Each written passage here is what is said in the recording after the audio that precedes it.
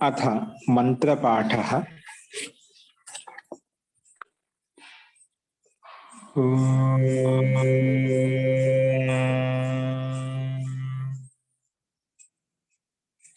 सहनाववतु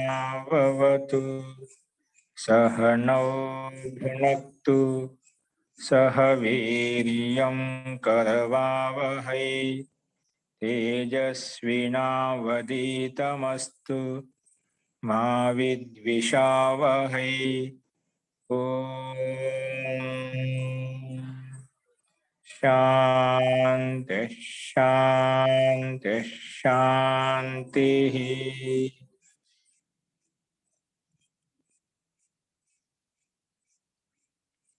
सर्वेभ्यो नमः।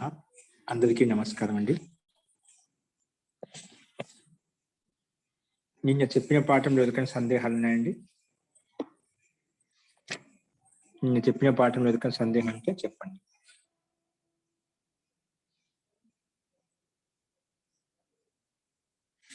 అస్తు.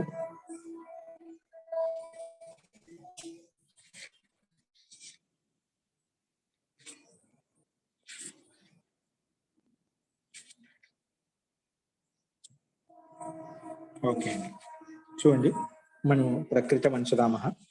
మనము ఇక్కడ అలహ విధి పంచమి విధి చూసాం. అంటే అలహ పంచమి విధి అంటే స్థానివదాదేశో అన్న విధిలో మనకు రెండు అర్థాలు చెప్పుకున్నాం. ఒకటి ఆదేశ స్థానివత్ భవతి. మనం ఏదైతే ఆదేశం చేస్తామో, ఏ స్థానంలో ఆదేశం చేస్తామో దానికి స్థానికి సమానం అయిపోతుంది చెప్పాం. అందుకే ఆదేశ స్థానివత్ భవతి అని చెప్పాం. కానీ అనల్విధు అల్విధిం వర్జయిత్వ, కానీ అల్విధిలో మటుకు స్థానివత్ కాదు. ఏంటి అల్విధి అంటే 4 రకాలు చెప్పినాం. ఒకటి అలహ పంచమి విధి, అలహ షష్ఠి విధి, అలి విధి సప్తమి, అలా విధి తృతీయ. ఈ 3 చెప్పుకున్నాం. అందులో అలహ పంచమి విధి అంటే అలు వర్ణాన్ని నిమిత్తం చేసుకుని పక్కన ఏదైతే పనిచేస్తున్నామో అటువంటి సందర్భం ఇది స్థానివత్ కాదు అని చెప్పి మనం ద్యౌహు అద్యతనం అనే సహా ఈ 3 ఉదాహరణ చూసాము. అందులో పంచమి విధిగా ఎప్పుడు ఏ సందర్భంలో ఈ సూత్రం వినియోగించబడింది, ఏ రకంగా ఆదేశం స్థానివత్ కాదు అని చెప్పింది మనం చూసాము. అక్కడ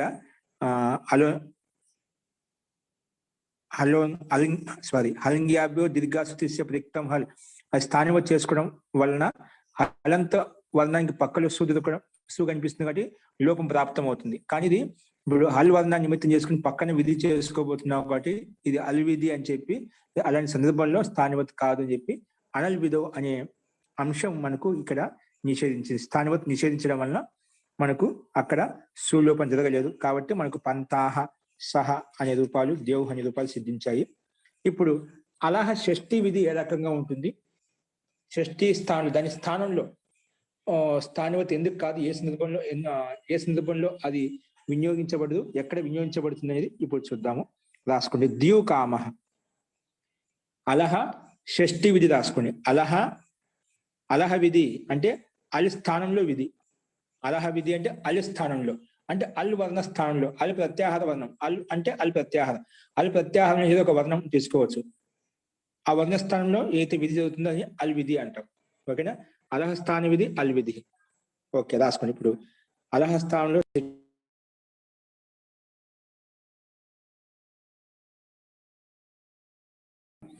ప్రకృత మనసునామ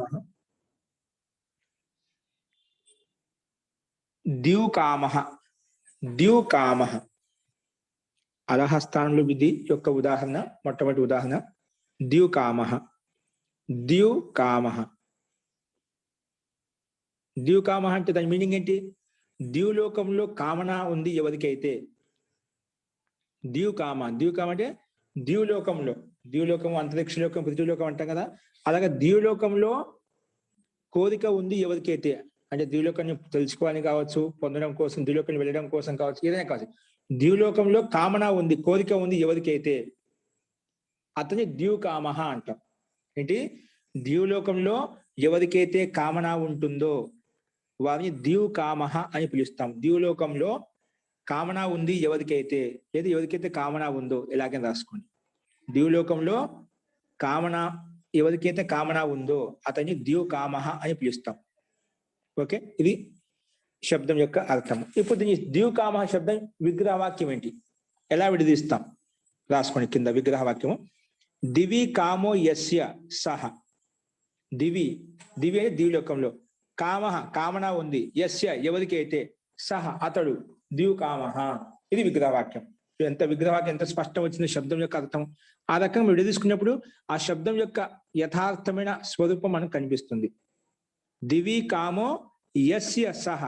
దివ్లోకంలో కామన కోరిక ఉంది ఎవరికైతే, యస్య ఎవరికైతే, సహ అతడు, దివ్కామ. ఇది విగ్రహవాక్యం. దివి కామో యస్య సహ కింద రాసుకోండి. దివి కామో యసి. కామ శబ్దం విసర్గానికి అక్కడ ఓకారం అయిపోయింది హసిచ సూత్రం ప్రకారంగా. ఓకే, తో దివి కామో యస్య సహ దివ్కామ. అందుకే మనకు మీరు ఇంకా ఇప్పుడు ఏదైతే ఉన్నదో ఈ సంధులను మటుకు సంధి ఎక్కడ సంధి జరిగింది, మనకు ఎక్కడ విడదీశాం, ఎక్కడ కలుపుతున్నాం అని బాగా తెలియాలండి.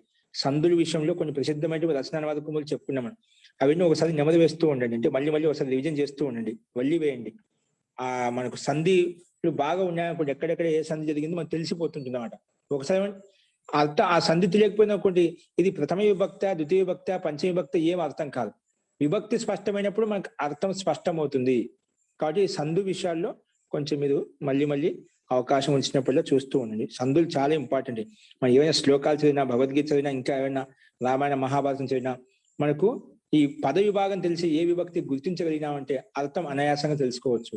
విభక్తి గుర్తించడం మనకు ముఖ్యం అన్నమాట. కాబట్టి మీరు ఆ సంధులను కోసం మళ్ళీ చెప్పిన వాటిని చూసుకుంటూ ఉండండి. అస్తు. దివి కామో యస్య సహ ఇది విగ్రహవాక్యం. ఇప్పుడు దివి అనే సప్తమి విభక్తిలో ఉంది. ఏంటండి, దివి సప్తమి విభక్తిలో ఉంది కానీ సప్తమి విభక్తి విడగొట్టండి. ఎందుకు, ద్విలోకంలో లోపల ఎక్కడ వస్తుంది, సప్తమి విభక్తి కదా. కాబట్టి ఆ విగ్రహవాక్యాన్ని బట్టి మనం అలౌకిక విగ్రహవాక్యం పెట్టుకుంటాం, అంటే విడదీసిన.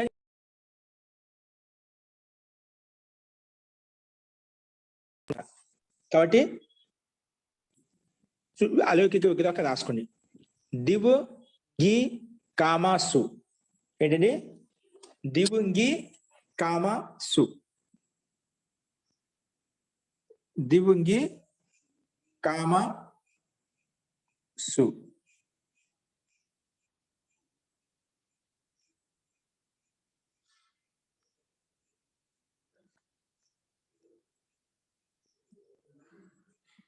ఓకే, రాసుకోండి. దివు వకార హలంతం పెట్టుకోండి. దివు వకార హలంతం పెట్టుకోండి. ఇక్కడ స్క్రీన్ మీద చూస్తుంది, కనిపిస్తుంది. స్క్రీన్ మీద చూడండి. అంటే పుస్తకాలు దగ్గర అందరి దగ్గర ఉన్నాయి. 629 పేజీ ఓపెన్ చేయండి. ఉన్న వాళ్ళ పుస్తకం దగ్గర పెట్టుకోండి, అసలు లేని వాళ్ళు చూసుకోండి. ఇక్కడ దివ్ గి కామాసు ఇది మనకు విగ్రహవాక్యాన్ని బట్టి మనం అలౌకిక విగ్రహవాక్యం. అలౌకిక విగ్రహవాక్యం విభక్తిలో పెట్టుకుంటాం. దివి శబ్దం అయితే దివు అనే ప్రాతిపదికం చేత ఇంగి విభక్తి తీసుకొచ్చాం. ఇంగి విభక్తి సప్తమి విభక్తి తీసుకొచ్చాం. కాబట్టి దివు గి కామ సు. కామ ప్రథమ విభక్తి ఏకవచనం ఉంది కాబట్టి అందుకే సు పెట్టుకున్నాం. దివ్ అనే ప్రాతిపదికం గి సప్తమి విభక్తి విగ్రహవాక్యంలో ఉన్న విధంగా. నెక్స్ట్ కామహ అని చెప్పాం. కామం అంటే కామస్సు. ఇది అలౌకిక విగ్రహవాక్యం అండి. దివిగి కామస్సు. ఇప్పుడు దివు ప్రాతిపదికం గి ప్రత్యయం, మళ్ళీ కామ ప్రాతిపదికం సు ప్రత్యయం, ఇవన్నీ విడివిడిగా ఉన్నాయి. వీటన్నిటి కలపాలి ఏం చేయాలి, సమాసం చేయాలి. కాబట్టి అనేక పదాలను ఒకే పదంగా చేయాలంటే మనం ఇక్కడ సమాసం చేయాలి. సమాసం ఎలా చేస్తాము రాసుకుంది. అనేకం అన్య పదార్థే. ఏంటండి, అనేకం అన్య పదార్థే. అనేకం అన్య పదార్థే. అనేకం అన్య పదార్థే. అనేకం అన్య పదార్థే.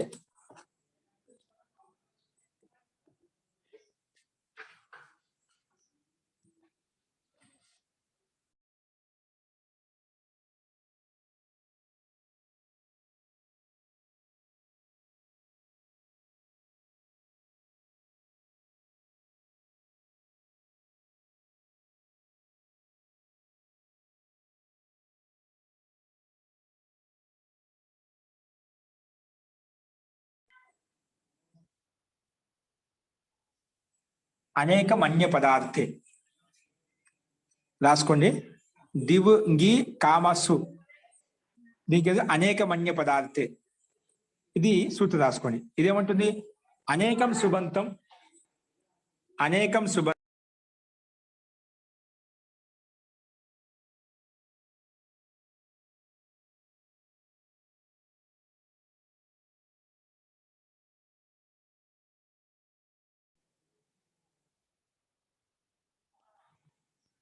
అనేకమన్య పదార్థే రాసుకోండి. దీని యొక్క తాత్పర్యం రాసుకోండి. అనేకం సుబంతం, అనేకం సుబంతం, అనేకం సుబంతం,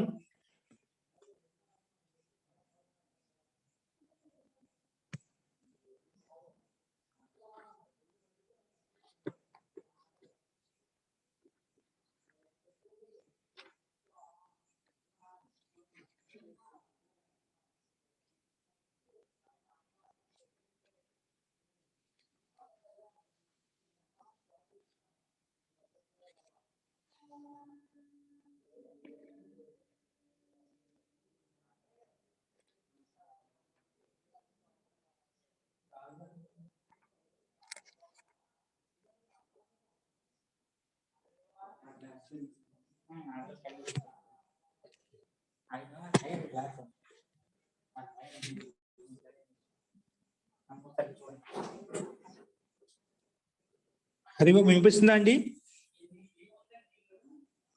హరి ఓం వినపడుతుంది మహోదయ. ఓకే. అనేకమన్య పదార్థే దీని యొక్క తాత్పర్యం అనేకం సుబంతం, అన్య పదార్థే వర్తమానం, అనేకం సుబంతం అన్య పదార్థే వర్తమానం, పరస్పరం విభాషా సమస్యతే, పరస్పరం విభాషా సమస్యతే, బహువ్రీహిశ్చ సమాసో భవతి, బహువ్రీహిశ్చ సమాసో భవతి, బహువ్రీహిశ్చ చెప్పరా? అనేకం సుబంతం, అనేకం సుబంతం అన్య పదార్థే వర్తమానం. ఇప్పుడు ద్యూలోకంలో కామన ఉంది. ఎవరికి ఉంది? దివు శబ్దంలో ఉందా, కామ శబ్దంలో ఉందా? ఆ ద్యూలోకం కామన వ్యక్తి ఎవరో తెలియదు, మూడో వ్యక్తి, కానీ అన్య పదార్థం అనమాట. ఎందుకంటే బహుది సమాసంలో అన్య పదం ప్రధానంగా ఉంటుంది. అందుకే ఇక్కడ అనేకం సుబంతం అన్య పదార్థే వర్తమానం, పరస్పరం ఒకదానికొకటి, అంటే దివు గి కామసు ఒకదానికొకటి, పరస్పరం విభాషా సమస్యతే, విభాషా సమస్యతే, విభాషా సమస్యతే, బహువ్రీహిశ్చ సమాసో భవతి. విభాష సమస్య విభాషంగా సమాసం అవుతుంది, వికల్పంగా సమాసం అవుతుంది. విభాష సమస్య అంటే వికల్పంగా సమాసం అవుతుంది. ఏ సమాసం అవుతుంది? బహువ్రీహిశ్చ సమాసో, బహువ్రీహిశ్చ సమాసో భవతి, బహువ్రీహిశ్చ సమాసో భవతి. సో దీంతో బహుది సమాసమైందండి. ఏమైంది? బహుది సమాసమైంది. బహుది సమాసం అయిపోయిన తర్వాత తెలిసి మనకి ఏమొస్తుంది? ఇప్పుడు దివుంగి కామసు ఈ మొత్తానికి బహుది సమాసం పేరు పెట్టాం. ఎందుకు? అనేక సుబంతాలను అంగి సు అనేక సుబంతాలను ఒకటికన్నా ఎక్కువ ఉంటే అనేకం అంటాం. సో అనేక సుబంతాలు అన్య పదార్థే వర్తమానం. ఇవి రెండు సుబంతాలు వేరే పదార్థాన్ని, వేరే అర్థాన్ని సంబోధిస్తున్నాయన్నమాట. కానీ ఇవి పరస్పరం సమస్యతే బహుదిశ్చ సమాసో భవతి అని చెప్పుకున్నాము. ఇప్పుడు సమాసం చేయడం వల్ల ఏం లాభం వచ్చింది మనకు అంటే రాసుకున్నాం. కృత్ తద్ధిత సమాసాశ్చ తెలిసిందే. సమాసం చేయగానే వెంటనే ఈ సూత్రం వస్తుందన్నమాట. కృత్ తద్ధిత సమాసాశ్చ, కృత్ తద్ధిత సమాసాశ్చ, కృత్ తద్ధిత సమాసశ్చ,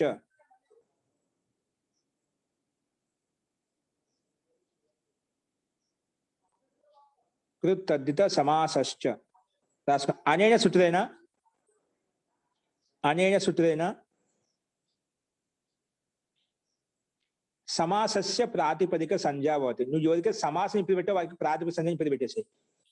అనేన సూత్రేణ సమాసస్య ప్రాతిపదిక సంజ్ఞా భవతి, అనేన సూత్రేణ సమాసస్య ప్రాతిపదిక సంజ్ఞా భవతి,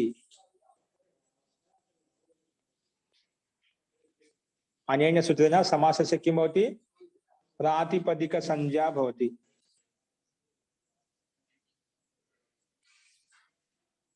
ప్రాతిపదిక సంజ్ఞా భవతి.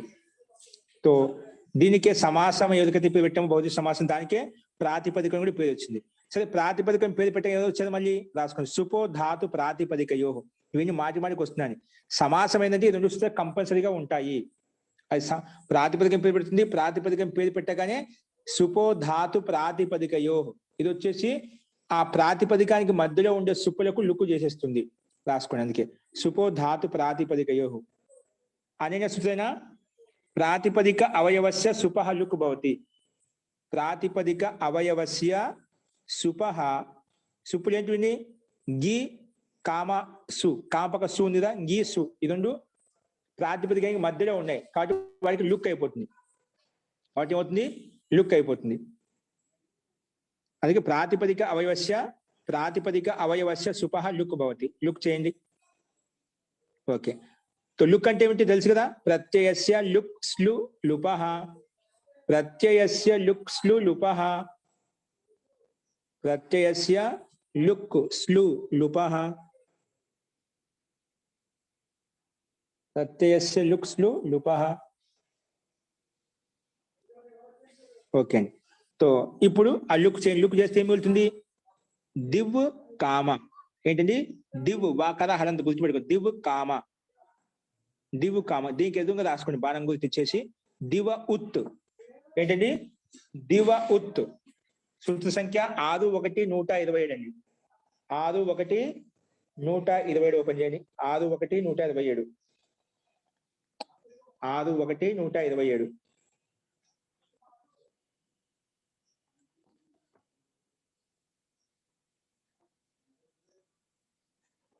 రాసుకోండి.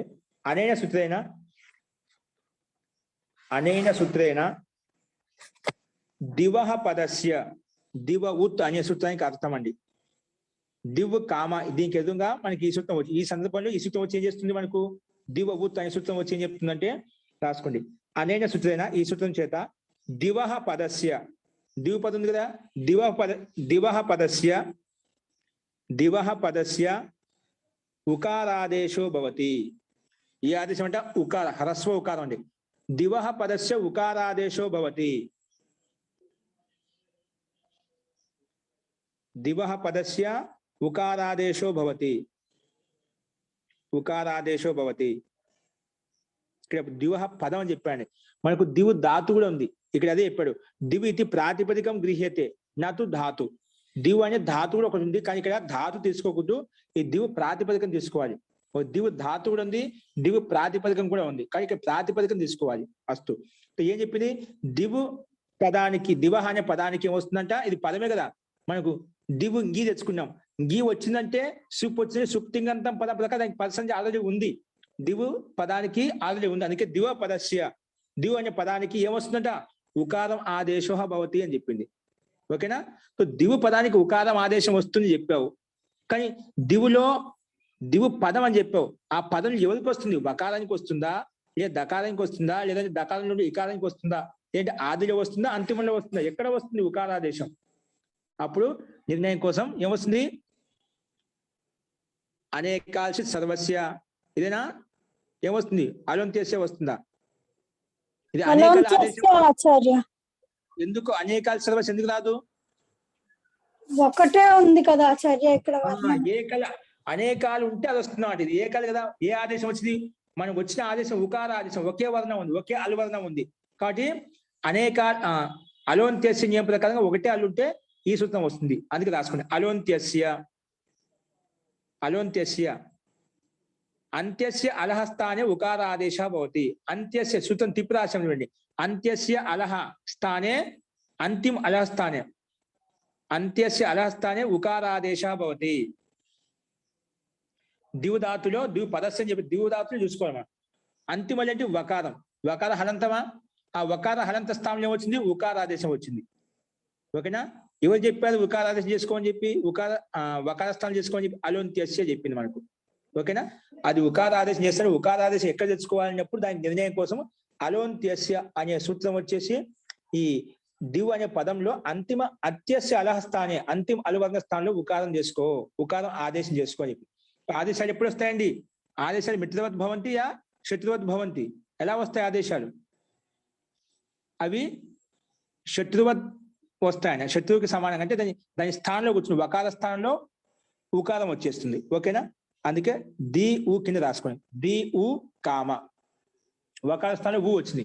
ది ఊ కామ, ది ఊ కామ. ఇప్పుడు దీనికి ఎదురుగా రాసుకోండి.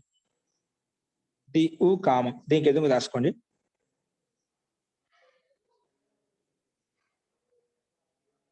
ది ఊ కామ, ఇక్కడ దీనికి ఎదురుగా రాసుకోండి. ఇప్పుడు ఈ సందర్భంలో మనం రాసుకోండి స్థాని వదాదేశో నల్విదో, ఇది వచ్చిందన్నమాట.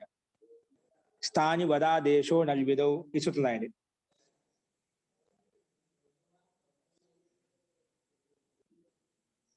స్థాని వదాదేశో నల్విదో,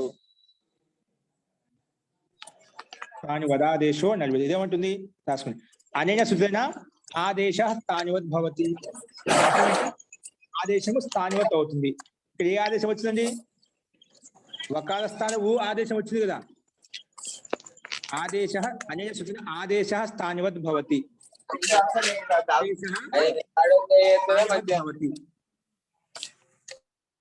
ఆదేశ స్థానివత్ భవతి రాసుకోండి. అల్ విధిం వర్జయిత్వా, అల్ విధిం వర్జయిత్వా. ఓకే, ఇది అర్థం. ఇప్పుడు చూడు, ఇది స్థానివత్ చేయడం వల్ల ఎలా పోయింది? వకార స్థానంలో ఊ ఆదేశమైంది కదా, ఆ ఊ కూడా స్థానివత్ కావడం వల్ల ఊ కూడా వాకి సమానంగా అయిపిస్తున్నాడు. వాకి సమానంగా కనిపిస్తుంది. ఊ కూడా వాకి సమానంగా కనిపిస్తుంది. అంటే వకార స్థానం వచ్చిన ఆదేశం కూడా అది వకారం అయిపోతుంది. వకార స్థానం వచ్చిన ఆదేశం కూడా అది వకారానికి సమానంగా కనిపిస్తుంది. కాబట్టి ఇది స్థానివత్ చేయగానే వెంటనే ఏమొచ్చిందండి? లోపో వ్యోరు వలి ఈ సూత్రం వచ్చింది. ఆదేశ స్థానివత్ ఈ సూత్రం ప్రకారంగా మనం స్థానివత్ చేయడం ఎలా వచ్చింది? మనకు వెంటనే లోపో వ్యోరు వలి అని వచ్చింది. ఎందుకు? రాసుకోండి, కింద రాసుకోండి. లోపో వ్యోరు వలి, లోపో వ్యోరు వలి, లోపో వ్యోరు వలి. ఇదేమంటుంది? రాసుకోండి. లోపో వ్యోరు వలి, తప్పు లేకుండా రాసుకునే ఇక్కడ సూత్రం కనిపిస్తుంది స్క్రీన్ మీద. లోపో వ్యోరు వలి అనేన సూత్రేణ, అనేన సూత్రేణ వకార యకారయోః లోపో భవతి. వకార యకారయోర్, వకార యకారయోః లోపః భవతి. వకార యకారయోః లోపః భవతి వలి పరతః, అంటే వలి ప్రత్యయానం పక్కన ఉంటే. ఇక్కడ మనకు వకారం ఉందా యకారం ఉందా? యకారం వకారం ఉందండి. ఇది ఎందుకు వచ్చింది ఇక్కడ? అది స్థానివత్ చేసింది. స్థానివత్ చేయమంటే వకార స్థానం వచ్చిన ఊ ఆదేశం కూడా అది వకారం అయిపోతుంది. కాబట్టి ఇక్కడ వా ఉంది. అందుకే వా ఉంది కాబట్టి వెంటనే వకార యకారయో లోపః భవతి. ఆ వకారం ఉన్నా యకారం లోప చేస్తాను. ఎప్పుడు? వలి పరతః, అంటే వల్ ప్రత్యాహారంలో ఉన్నటువంటి వర్ణం పక్కన ఉందనుకోండి, అప్పుడు ఆ ముందున్న వకారానికి లోపం అవుతుందంట. అంటే ఊ అనేది వాకి కనిపిస్తుంది స్థానివత్ చేయడం వల్ల ఆ వకారానికి లోపం చేస్తాను అంటుంది. ఎప్పుడు? వలి వర్ణం పక్కన ఉంటే. వలి వర్ణం పక్కన ఉంది. ఇక్కడ వల్ ప్రత్యాహారం ఎక్కడి నుంచి స్టార్ట్ అవుతుంది? హయ వరట్లో ఉంటే హా యా తీసేస్తే వా నుంచి స్టార్ట్ అవుతుంది. అక్కడి నుంచి మొత్తం వచ్చేసాయి, హల్ వరకు వచ్చేసాయి. అంటే హయవట్లో వా నుండి మొదలుకొని లాస్ట్ లా వరకు, అంటే దాంట్లో మధ్యలో కకారం వచ్చింది అంటే అది వల్ ప్రత్యాహారంలో వస్తుంది. కానీ వల్ ప్రత్యాహారంలో ఉన్నటువంటి వర్ణం పక్కన ఉంది కాబట్టి ఆ ముందున్నటువంటి వకారానికి, వకారం ఎలా అయింది? స్థానివత్ చేయడం వల్ల వకారం అయిపోయింది. ఆ వకారానికి ఏం చేస్తాను? లోపం అవుతుంది అని చెప్తుంది. కానీ వెంటనే ఆదేశ స్థానివత్ భవతి, ఇది ఒక అర్థం. కానీ రెండో అర్థం చెప్పిన వెంటనే మహర్షి పాణిని అల్ విధిం వర్జయిత్వా. ఏంటండి? అల్ విధిం వర్జయిత్వా. ఇప్పుడు ఏంటి? ఆ వకార స్థానం లోపల దాని పక్కన పని చేసుకోవడం లేదు. ఆ వకారాన్ని స్థానివత్ చేయడం, వకారం అయితే వచ్చింది దాని స్థానంలో పని చేసుకుంటాం. స్థానం అనేది ఇదే మనకి ఏ ఉదాహరణ? అలహ స్థానం ఇది. అల్ వర్ణం, అల్ ప్రత్యాహరణ వర్ణం ఏంటి? ఇక్కడ వకారం. ఆ వకార స్థానంలో లోపం చేసుకు, వకార స్థానాన్ని లోపం చేసుకుంటున్నాం. అందుకే షష్ఠి విధి అనమాట. అలహ అంటే అల్ వర్ణంలో స్థానంలో మనం పని చేసుకోబోతున్నాం. కాబట్టి అల్ వర్ణాన్ని స్థానంలో మనం లోపం చేసుకోబోతున్నాం కాబట్టి అది స్థానివత్ కాదు అని చెప్పిందన్నమాట. అల్ విధిం వర్జయిత్వా, నువ్వు స్థానివత్ చేసి దాని ఏదైతే స్థానివత్ ఆదేశం స్థానివత్ భవతం చెప్పాం, ఆదేశం స్థానివత్ అయిపోయిన తర్వాత దాని స్థానంలో ఏమైనా లోపం ఏదైనా పని చేసుకున్నా విధి చేసాం అనుకోండి, అటువంటి సందర్భంలో ఇది స్థానివత్ కాదు. అలహ స్థానే విధి, అలహ స్థానే విధౌ ఆదేశ స్థానివత్ నా భవతి. అలహ స్థాని విధం అలువర్ణ స్థానంలో ఏదైనా విధి చేసామనుకోండి, అది ఆదేశ స్థానివత్ నా భవతి. ఆదేశం నువ్వేది చేసావో ఆదేశ స్థానివత్ భవతి చెప్పాం కదా, అది స్థానివత్ కాదు. ఎక్కడ? అలహ షష్ఠి విధిలో, అంటే దాని స్థానంలో పని చేసుకుంటున్నావు అనుకోండి, అటువంటి సందర్భంలో స్థానివత్ కాదు. స్థానం కాకుండా నువ్వు ఇంకేదైనా పని చేసుకో, ఏదైనా పని చేసుకుంటే అక్కడ ఇబ్బంది లేదు. నువ్వు దాన్ని అలువర్ణాన్ని నిమిత్తం చేసుకుని పక్కన పని చేసుకున్నా అప్పుడు కూడా స్థానివత్ కాదు. దాని స్థానంలో పని చేసుకున్నా అప్పుడు కూడా స్థానివత్ కాదు. ఇక్కడ దాని స్థానంలో పనిచేస్తుంది. లోపో వేదు వల్ల వచ్చి చెప్పింది వకార స్థానం, వకారాన్ని లోపం చేస్తాను వాళ్ళు వదనం పక్కన ఉంటే అంటుంది. దాని స్థానంలో పనిచేస్తుందా? కాబట్టి ఇది అలహ షష్ఠి విధి, దాని స్థానంలో పనిచేసుకున్నాం. కాబట్టి అలాంటి స్థానంలో పనిచేస్తున్నప్పుడు అల్ విధౌ అనల్ విధౌ అల్ విధౌ అలహ షష్ఠి విధౌ స్థానివత్ నా భవతి, అర్థం ఆదేశ స్థానివత్ నా భవతి. అండ్ అల్ విధౌ అనే పదం రెండవ పదం ఏదో నిషేధించింది. కాబట్టి ఈ సూత్రానికి రెండు అర్థాలు చెప్పిన, ఒకటేమో స్థానివత్ చేస్తుంది, వెంటనే రెండో అర్థం చెప్పిన అల్విధౌ వర్జయిత్వ, అల్విధిలో మటుకు స్థానివత్ కాదు. ఇది అల్విధి కదా, అలహ స్థాని విధి, కాబట్టి స్థానివత్ కాలేదు. అందుకే ఇది లోపో వ్యోధు వలి అనే సూత్రం చేత ఏదో లోపం ప్రాప్తమైందో అది కాలేదు. ఓకేనా? అది కింద రాయండి, పరంతు కింద రాయండి. వకార యకారయో లోప భవతి వలి పరత అని చెప్పారు. పరంతు అత్ర అలహ స్థానే విధౌ, అత్ర అనల్ విధౌ రాయండి ముందు, అనల్ విధౌ అనల్ విధౌ అనల్ విధౌ ఇది సూత్రాంశేన, ఇది సూత్ర అంశేన, సూత్రం యొక్క అంశమే కదా అనల్ విధౌ. ఇది అనేన రాసుకోండి, ఇది సూత్రాంశేన కాకుండా ఇది అనేన అలహ స్థానే విధౌ ఆదేశ స్థానివత్ నా భవతి.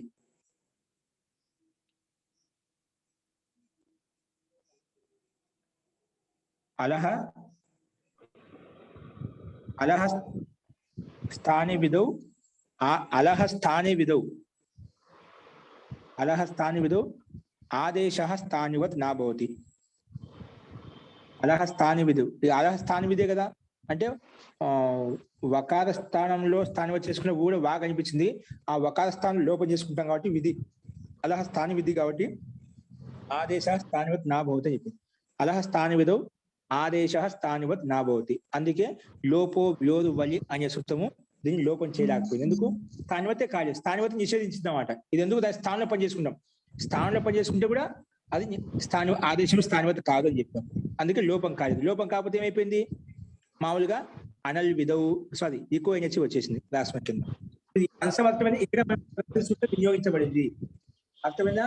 లో తి ఊ కామ ఈ సందర్భంలో ఆదేశ స్థానివత్ నియమ ప్రకారంగా స్థానివత్ చేసుకోవడం వల్ల ఏం లాభం వచ్చింది మనకు? లోపో వ్యోధు వలి అని సూత్రం వచ్చి లోపం చేస్తా అంటే వెంటనే అనల్ విధో దాని ఇంట్లో ఉండే సూత్రంలో ఉండే రెండో అర్థం ఏం చెప్పింది? లేదంటే ఇది స్థాన విధి, అలా స్థానంలో విధి చేసుకోబోతున్నావు, లోక విధి చేసుకోబోతున్నావు, అక్కడ స్థానివత్ కాదు అని చెప్పి. అందుకే మనకు అనల్ విధో ప్రకారంగా స్థానివత్ కాలేదు కాబట్టి మనకు ఈకో ఎనర్జీ వచ్చేసి దానికి సంధి చేస్తుంది. ఈకో ఎనర్జీ అనేన సూత్రేనా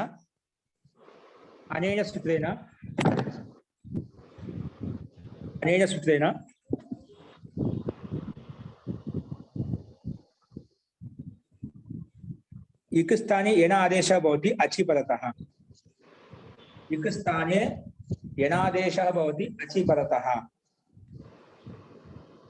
इक स्थाने यन आदेशः भवति अचिपरतः.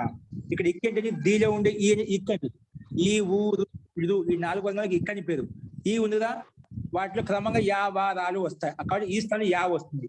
ది ఊ కామ కదా, ఈ సందర్భంలో వచ్చిందంట కింద ఈకో ఎనర్జీ, ఇది వచ్చేసి సంధి చేస్తుంది. అందుకే రాయండి ది స్థానంలో వస్తుంది, దీలో ఉండే ఈ స్థానం యా వస్తుంది. అప్పుడు దాహలంతము యా హలంతం కింద రాయండి. దాహలంతము యా హలంతము మళ్ళీ ఆ కూడా హలంతమే. ఊరికే ఈకార స్థానంలో హలంతి యకారం వచ్చిందండి. ఎనసంధి ప్రకారంగా ఇక్కడ ఈ ఉంది, ఈ పక్కన వెంటనే ఉంది ఊ ఉందన్నమాట. ఈ పక్కన పెట్టి ఉంది, అచ్చు పక్కన ఉంది కాబట్టి ఇక్ స్థానం ఈయన ఆదేశమైంది, అంటే ఈ స్థానం యా ఆదేశమైంది. అందుకే దాన్ని ద ద హలంతము, యా హలంతము, మళ్ళా కింద ఉ, పక్కన కామ శబ్దం ఎలా ఉందో అలాగే ద యా ఉ, ద యా ఉ కామ. ఇప్పుడు యా హలంతం కాబట్టి పక్కన ఊ కలిపేసింది, దా హలంతం కాబట్టి దీనికి మొత్తం ద్యూ అయిపోతుంది. ఏమవుతుంది? ద్యూ. దా ద ఇయ్ ఊ కలిపితే ద్యూ అయిపోయింది. ద్యూ పక్కన కామ శబ్దం కలిపితే ద్యూ కామ. ముందు విడగొట్టండి, విడగొట్టిన తర్వాత రెండు ఈక్వల్ విడి కలిపి రాయండి. ద ఇయ్ ఊ ప్లస్ కామ మొత్తం కలిపితే ద్యూ కామ, ద్యూ కామ, ద్యూ కామ, ద్యూ కామ. ఓకే, ఇప్పుడు దీనికి ఏదో రాసుకోండి. దీనికి ప్రాతిపదిక సంజ్ఞ ఉంది కాబట్టి ఆల్రెడీ ద్యూ కామకి ప్రాతిపదిక సంజ్ఞ ఉంది కాబట్టి మళ్ళీ ప్రాతిపదిక అధికారం సు తెచ్చుకుంటాం. అందుకే రాయండి దీనికి ఎదురుగా ప్రాతిపదికాత్ ద్యూ కామ. దీనికి ఎదురుగా రాయండి ప్రాతిపదికాత్ ప్రథమ విభక్తి ఏకవచనే, ప్రాతిపదికాత్ ప్రథమ విభక్తి ఏకవచనే, ప్రాతిపదికాత్ అంటే ప్రాతిపదిక ఉండటం వలన ప్రథమ విభక్తి ఏకవచనే పూర్వవత్ సుప్రత్యయ భవతి. ప్రాతిపదికాత్ ప్రథమ విభక్తి ఏకవచనే, ప్రథమ విభక్తి ఏకవచనం పూర్వవత్ సుప్రత్యయ భవతి, సుప్రత్యయ భవతి. సుప్రత్యయ ఎక్కడ వస్తుంది? ప్రత్యయ పరష్ట ప్రకారంగా ద్యూ కామ అనే ప్రాతిపదిక పక్కనే వస్తుంది. దాన్ని ద్యూ కామ సు, ద్యూ కామ సు, ద్యూ కామ సు. ఇప్పుడు దానికి ఎదురుగా రాసుకోండి పునః సుప్రత్యయస్య, పునః సుప్రత్యయస్య పూర్వవత్ విసర్గః భవతి, పూర్వవత్ విసర్గః భవతి. తెలుసు కదా, సుకు అనుబంధ సు మిగులుతుంది, మరి సాకి శసజుసో రూప ప్రకారం రూ అవుతుంది, రూకి అనుబంధ రా మిగులుతుంది, మళ్ళా విరామోవసానం ప్రకారంగా అవసానం పేరు పెడతాం. అవసానాన్ని పేరు పెట్టిన తర్వాత ఖరవస్థానయోర్ విసర్జనీయ ప్రకారంగా విసర్గం అవుతుంది.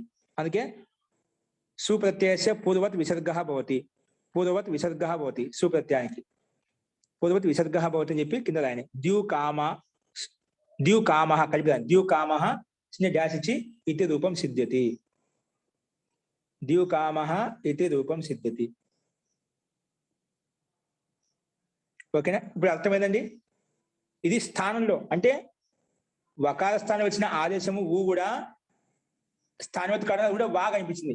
వాగ్ అనిపించేసరికి లోపో విరోధం వచ్చేసి ఆ ఉకారానికి లోపం చేస్తుంది, ఆ స్థానంలో పనిచేస్తూ ఉంటుంది. దాన్ని పక్కన పనిచేయడం లేదు, దాని ముందు పనిచేయదు, దాని స్థానంలో పనిచేస్తూ ఉంటుంది. ఆ అలుబంధ స్థానంలో ముందేం చేసాము పంచమిదిలో ఆ అలుబంధాన్ని నిమిత్తం చేసుకుని పక్కన పని చేసుకునే వాళ్ళం, సూలో పని చేసేవాళ్ళం. ఇప్పుడు పక్కన పని చేయడం దానికంటే ముందు పని చేయడం లేదు. ఎక్కడ పని చేస్తుంది? దాని స్థానంలో పని అవుతుంది, దానికి లోపం అయిపోతుంది.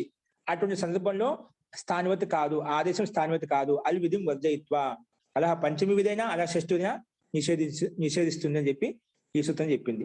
కాబట్టి ద్యూకామ అనే రూపం మనకు సిద్ధించింది. అస్తు, ఈ రకంగా మనం ద్యూకామ రూపాన్ని చూసాము. ఇందులో ఏదైనా సందేహం చెప్పండి, లేదంటే ముందుకెళ్దాం. ఏదైనా సందేహం ఉందండి ఇందులో?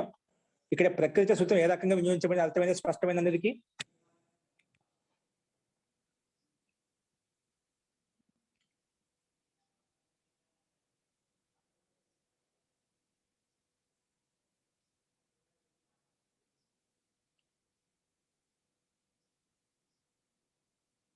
ఓకే అండి. ఫస్ట్ ప్రకృతి మనుషరామ.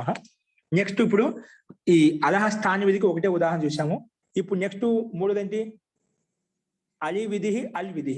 అలహ అలీ విధి అంటే సప్తమి, అంటే సప్తమి భక్తి అది పక్కన ఉంటే ముందుకు పని చేసుకోవడం అన్నమాట. సప్తమి అంటే కదా, పంచమి అంటే దాని ఆ అలువర్ణం ఏదైతే ఉందో దాని పక్కన పని చేసుకుంటాము.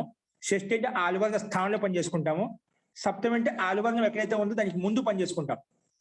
అలీ విధి అంటే ఆ అలువర్ణం నిమిత్తం చేసుకుని దానికి ముందు, అది పక్కన ఉంటే ముందుకు పని చేసుకుంటాం, పక్కన ఉంటే ముందుకు పని చేసుకుంటాం అన్నమాట. కాబట్టి ఇది అలీ విధి. అలీ విధికి ఉదాహరణ సప్తమి విభక్తికి ఉదాహరణ చూద్దాం. ఇప్పుడు రాసుకోండి. అలిహి స్థాని విధి అలి పరత పూర్వస్య విధి. అలి పరత అలహ సప్తమి విధి రాసుకోండి. అలహ సప్తమి విధి, అలహ ఎడ్డింగ్ మీద అలహ సప్తమి విధి, సప్తమి విధి రాసుకోండి. ఓకే అండి. అంటే సప్తమి అంటే సప్తమి విభక్తిలో అది పక్కన ఉంటే ముందుకు పని చేసుకుంటాం. అది చూద్దాం ఇప్పుడు ఎలాగనేది. రాసుకోండి.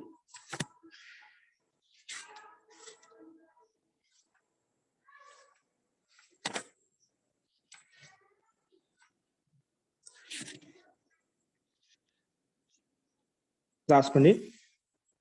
అలహ సప్తమి విధి అంటే అలువర్ణం పక్కన ఉంటే ముందుకు పని చేసుకోవడం. కానీ స్పష్టత కోసం రాసుకోండి.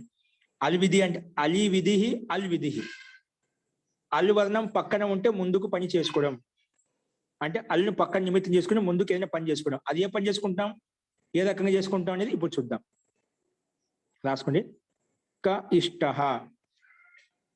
క ఇష్ట, క ఇష్ట. ఉదాహరణ ఏంటిది? క ఇష్ట. ఇక్కడ విసర్గం లోపించిందండి. ఓకేనా? సంధి నియమం ప్రకారంగా లోపించింది. మనకు కాదు, మనకి ముఖ్య సిద్ధి ఏదైతే కావాలో అది చూద్దాం. ఇక్కడ క ఇష్ట ఎలా తయారు చూద్దాం. క ఇష్ట ఏంటండి? స్క్రీన్ మీద కనిపిస్తుంది. క ఇష్ట అంటే కహ ఇష్ట అని అర్థం. కహ ఇష్ట ఎవరి ఇష్టము? కహ ఇష్ట భవతః కహ ఇష్ట, మీకు ఎవరి ఇష్టం? కహ ఇష్ట అంటే ఎవరి ఇష్టము అని అర్థం. కహ ఇష్ట అని ఎవరి ఇష్టము. సరే, ఇప్పుడు ఈ కహ శబ్దం ఎలా తయారు చూద్దాం. ఇష్ట శబ్దం ఎలా ఉంది యాడ్ చేసుకుంటాం, దాన్ని తయారైనటువంటి శబ్దం డైరెక్ట్ తీసుకుంటాం. కానీ కహ శబ్దం ఎలా తయారని చూద్దాం.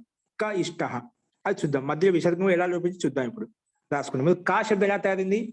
కిం ప్రాతిపదికం. కిం అనే సర్వనామ శబ్దం తయారైంది. రాసుకోండి. కిం సర్వనామ శబ్దము. కిం శబ్దం తీసుకున్నాం. ఏ శబ్దము?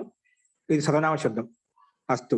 కిం ప్రాతిపదికం. ఇక్కడ ఎట్లా ప్రాతిపదికం పెట్టుకోవాలి. రాసుకోండి. కిం అని పెట్టిన తర్వాత దానికి ఎదురు రాసుకోండి. అర్థవద ధాతుర ప్రత్యయ ప్రాతిపదికం. అర్థవద ధాతుర ప్రత్యయ ప్రాతిపదికం. అర్థవద ధాతుర ప్రత్యయ ప్రాతిపదికం.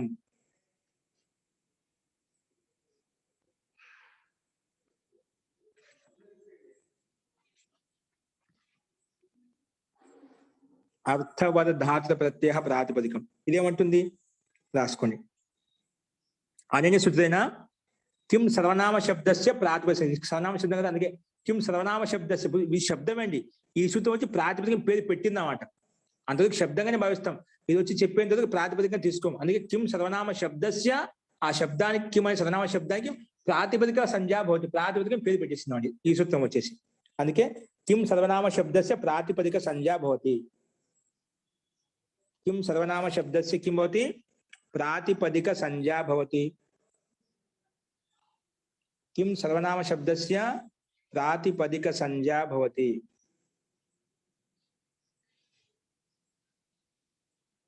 ఓకే అండి. సో ప్రాతిపదిక సంజ్ఞ పేరు పెట్టడం ఎలా వస్తుంది? ప్రాతిపదిక సంజ్ఞ అని పేరు పెట్టడం వల్ల ఎలా వస్తుంది? జ్ఞా ప్రాతిపదికాత్ అధికారానికి వెళ్ళి మనం సూ తెచ్చుకుంటాం. అందుకే రాసుకోండి. జ్ఞా ప్రాతిపదికాత్, జ్ఞా ప్రాతిపదికాత్ అస్మిన్ అధికారే పూర్వవత్ సుప్రత్యయ భవతి. అస్మిన్ అధికారే పూర్వవత్. పూర్వవత్ ప్రథమ విభక్తి ఏకవచనే సుప్రత్యయ భవతి. పూర్వవత్ ప్రథమా విభక్తి ఏకవచనే సుప్రత్యయ భవతి.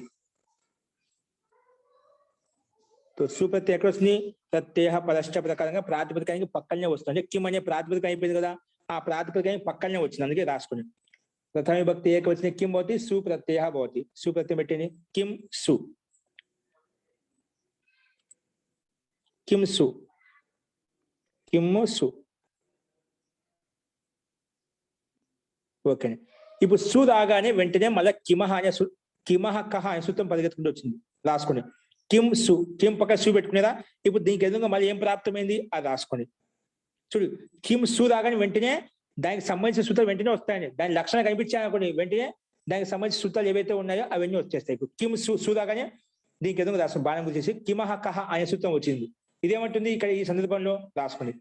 కిమహ కహ, కిమహ కహ, కిమహ కహ. సూత్రం చూసి రాసుకుని తప్పు లేకుండా స్క్రీన్ మీద కనిపిస్తుంది. కిమహ కహ రాసుకోండి. అనేన సూత్రేణ, అనేన సూత్రేణ, అనేన సూత్రేణ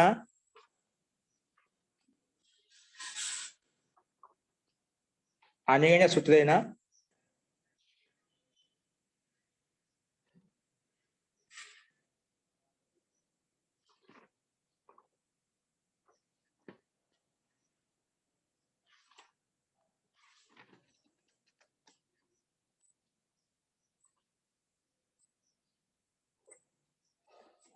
అనేన సూత్రేణ కిం ఇతి ఏతస్య స్థానే किं प्रार्थना किम इति एतस्य स्थाने అనేన సూచన किम इति एतस्य स्थाने इति एतस्य स्थाने किम స్థానంలో किम इति एतस्य स्थाने किम స్థానంలో ఏమొస్తుందా కా ఇతి అయం ఆదేశో భవతి కా ఇతి అయం ఆదేశో భవతి అంటే किम స్థానే కా ఇతి అయం ఆదేశः భవతి किम స్థానంలో కా ఆదేశం వస్తుందా కానీ ఎప్పుడు వస్తుంది పక్కనే ఉండాలి పక్కన విభక్తో పరత విభక్తి పక్కన ఉంటే ఇక్కడ ఏ విభక్తి ఉందండి ఇక్కడ విభక్తి ఉందా విభక్తి లేదు కదా సు ఉంది ఇక్కడ విభక్తి ఎక్కడ ఉందండి ఇక్కడ సు ఉంది కదా విభక్తి లేదు ఎలా వస్తుంది మరి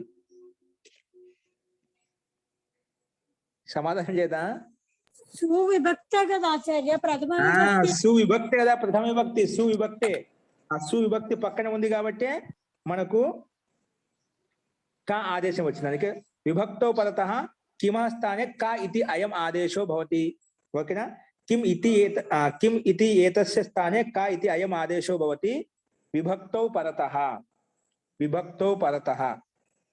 ఓకేనా మీకు ఇక్కడ ఎక్కడెక్కడ సూత్రం వస్తుందో మనకి ఇక్కడ స్పష్టంగా కనిపిస్తుంది స్క్రీన్ మీద ఎంత సంఖ్య 7 2 103 ఏ సూత్రం వస్తే వెంటనే ఆ సూత్రం చూడడం మన అలవాటు కావాలి మనకు వెంటనే అక్కడ చూడడం ఆ సూత్ర సంఖ్య చూడడం అక్కడ ఆన్సర్ చూసి రాసుకోవడం అంట ఓకేనా అలా ఆన్సర్ డైరెక్ట్ రాసుకోకుండా బుక్ ఓపెన్ చేయండి అందరి దగ్గర ఉన్నాయి అస్తు తో కిము స్థానంలో కా ఆదేశం వచ్చింది విభక్తి పక్కన ఉంటే ఓకేనా సో కిము స్థానం చెప్పింది కానీ కిముకు ఆదిలో కూర్చుంటుందా అంతిమంలో కూర్చుంటుందా మధ్యలో కూర్చుంటుందా లేదంటే ఎక్కడ కూర్చుంటుందో ఏం చెప్పలేదు కానీ ఎవరు దానికి నిర్ణయం ఎలా అవుతుంది ఎక్కడ కూర్చోబెట్టారంటే దానికి నిర్ణయం తెలుసుదా అలోంత్యస్య రాయండి అలోంత్యస్య ఆచార్య ఇక్కడ అనేకాల్సిత్ సర్వస్య వస్తుంది ఆచార్య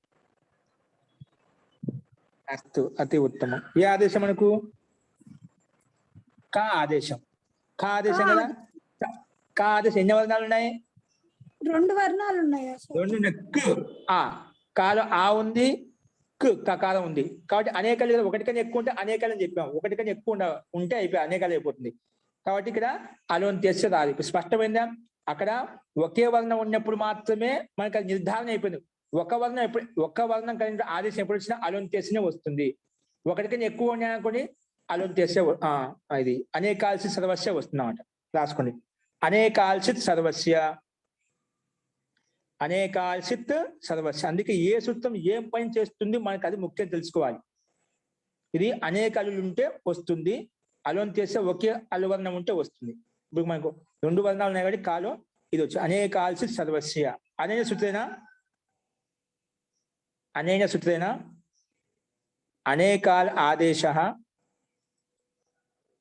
అనేకాల్ ఆదేశः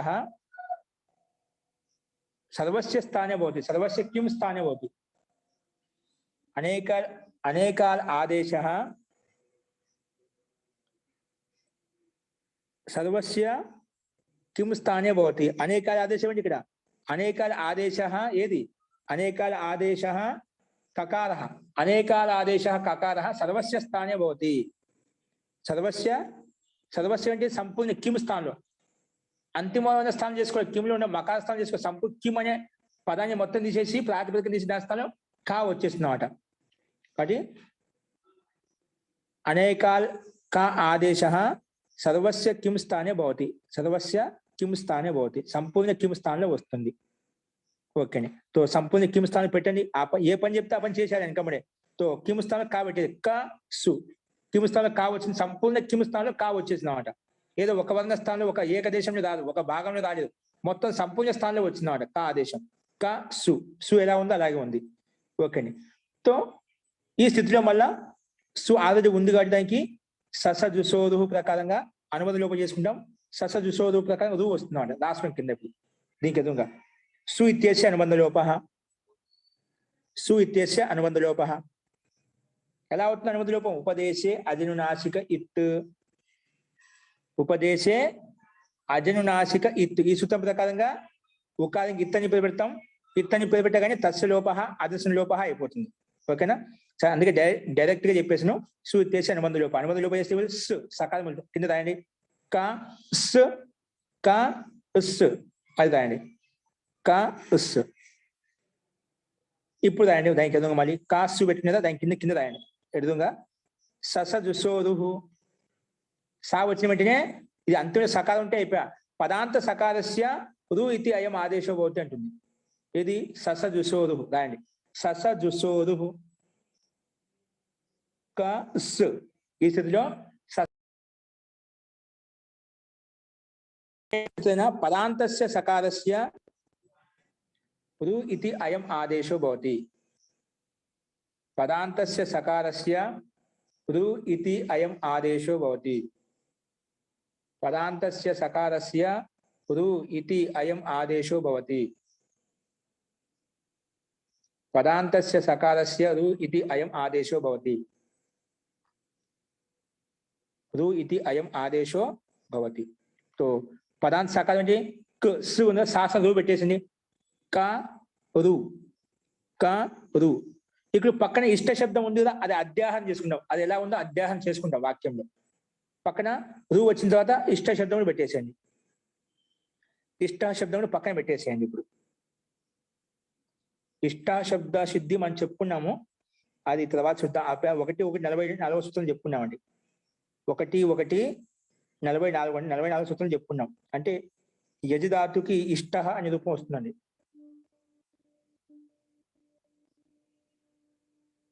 యజి ధాతుకు వస్తుంది ఇష్ట. ఓకే, దానికి రావాలండి. అస్తు. ఇష్ట శబ్దం డైరెక్ట్ తీసుకుందాం మనం.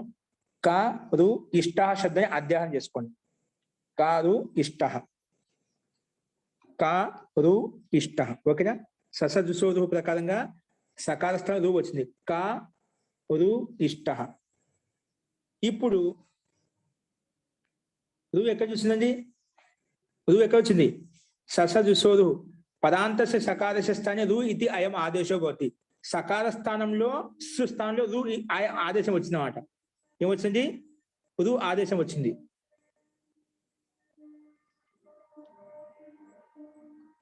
రు ఆదేశం లాగానే ఏమవుతుంది? వెంటనే ఆదేశ స్థానివత్ భవతి.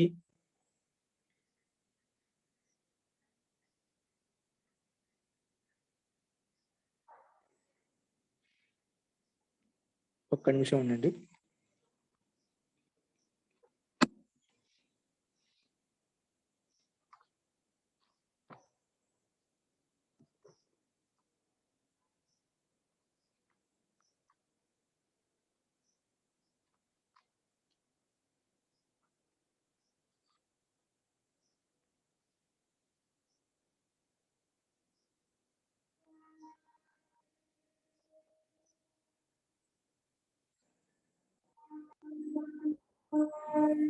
ఇక్కడ మనకు